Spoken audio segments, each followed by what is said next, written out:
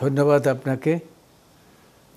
দেখুন জনাব খায়রুল হক, আমি অনেক আগেই বলেছি এবং আমি যখন 2012 সনে যখন সুপ্রিম কোর্ট আইনজীবী সমিতির সভাপতি নির্বাচিত হয়েছিলাম, তখনই আমি বলেছিলাম যে এই খায়রুল হক বিচার অঙ্গনের কলঙ্ক।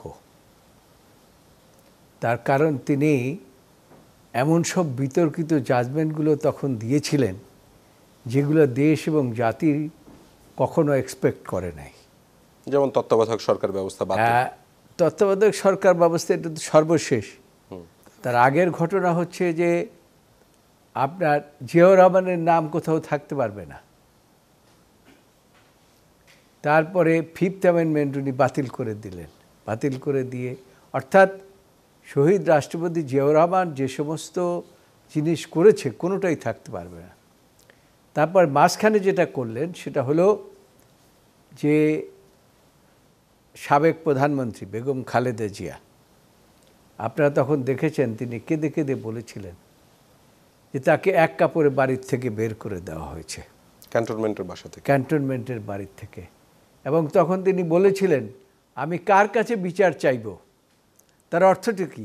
বিচার ব্যবস্থা ভেঙে পড়েছিল এবং এই ভেঙে পড়ার সময় খায়রুল হক ছিলেন বাংলাদেশের প্রধান বিচারপতি। তারপরে যে কাজটি করলেন সেটা হচ্ছে আপনার খুবই দুঃখজনক। আজকের যে জাতির এই যে দুর্ভোগ, আপনি গণতন্ত্র, নির্বাসন, তারপরে আপনি গুম খুন রাহাজানি, বাংলাদেশে যত কিছু ঘটেছে আমি বলেছি যে সব কিছু তার জন্য ঘটেছে। এই জন্য 2012 সনে আমি যখন সভাপতি থেকে বিদায় নেই তখন আমি বলেছিলাম যে এই খায়রুল হক সাহেব 3টি কারণে এই যে তার জাজমেন্টটা আইনগতভাবে হয় নাই। একটা হচ্ছে তিনি দেশের সর্বোচ্চ আদালতের যে রুল, অ্যাপেলেট ডিভিশন রুল, সেটা ভায়োলেট করেছেন। তারপরে দ্বিতীয় কাজটি করেছেন যে তিনি অ্যামেন্ডমেন্ট হয়ে যাওয়ার পরে তারপরে 16 মাস পরে তিনি এটা জাজমেন্ট দিয়েছেন।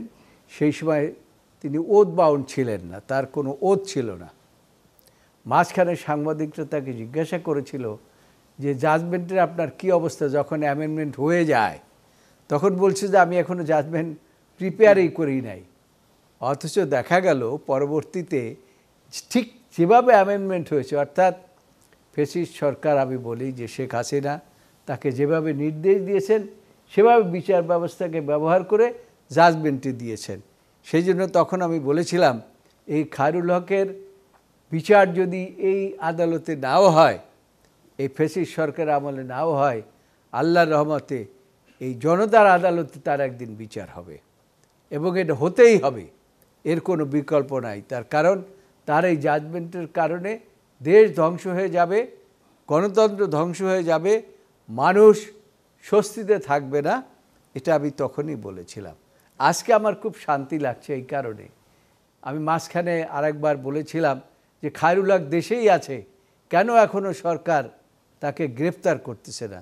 আমি গ্রেফতারের দাবি জানিয়েছিলাম এবং তাকে বিচারের মুখোমুখি করার জন্য বলেছিলাম। আজকে আমার কাছে খুব শান্তি লাগছে যে খায়রুল হক শেষ পর্যন্ত হলেও সরকার তাকে গ্রেফতার করেছে। এইটা আমি মনে করি তার বিচার হতে হবে এবং বিচারটা হতে হবে কোনো ওই গোপন আদালতে না। এই যে বলবে যে আমরা এই ট্রাইব্যুনালে করতেছি, এখানে করতেছি, এভাবে না।